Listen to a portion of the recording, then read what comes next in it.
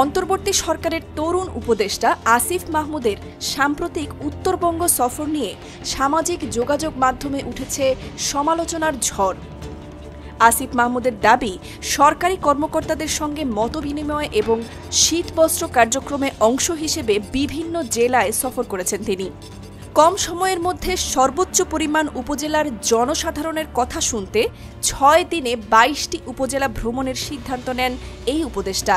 ফলে সময় কাভার করার জন্য ব্যবহার করেছেন হেলিকপ্টার। কেউ কেউ ফেসবুকে কটাক্ষ করে লিখেছেন তিনি গত ৬ দিনে ২৮ বার হেলিকপ্টারে চড়েছেন। তবে ২ দিনের সফরে ঢাকা থেকে যাওয়া আসা সহ মোট ৬ বার হেলিকপ্টারে যাতায়াতের তথ্যটি সত্য।